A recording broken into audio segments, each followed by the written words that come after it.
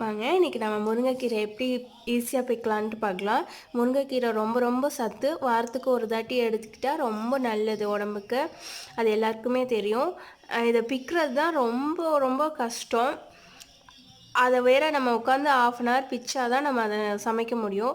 இதை வந்து நம்ம இப்படியே உருவிட்டோம்னா அப்புறம் சின்ன சின்ன இந்த காம்பெலாம் நமக்கு பிக்கிறது ரொம்ப சிரமமாக இருக்கும்.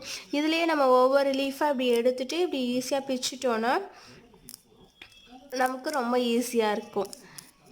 அப்புறம் திருப்பி நமக்கு 2வது வேலை இருக்காது.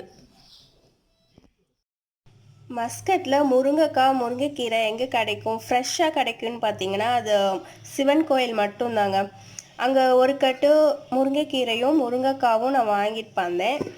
இது ரெண்டும் சேர்த்து 800 பைசா தான். லுல்லுவில் கூட இவ்வளோ ஃப்ரெஷ்ஷாக கிடைக்காது. சில நேரங்களில் ரொம்ப மெலிசாக முத்தலாக இருக்கும். சிவன் கோயில் போனீங்கன்னா கண்டிப்பாக முருங்கைக்கீரையும் முருங்கைக்காவும் வாங்கிட்டு வாங்க. இதுதாங்க மஸ்கட்டில் இருக்க சிவன் கோவில். ரொம்ப பழமையான கோவிலுங்க. இங்கே இருக்கிற ராஜா வந்து ஒரு இந்து பெண்ணை திருமணம் பண்ணனால அவங்களுக்காக இந்த கோவில் கட்டினதாக சொல்லுவாங்கங்க.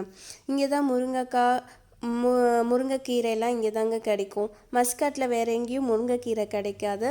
இங்கே உள்ள நல்ல பெரிய கோவில் இருக்குது. சிவன் இருக்கார், ஆஞ்சநேயர் இருக்கார். நல்லா தரிசனம் பண்ணிட்டு வரலாம். டூரிஸ்ட் வரவங்க கண்டிப்பாக இங்கே வாங்க. நம்ம பிரதமர் மோடி கூட இங்கே வந்திருக்காரு.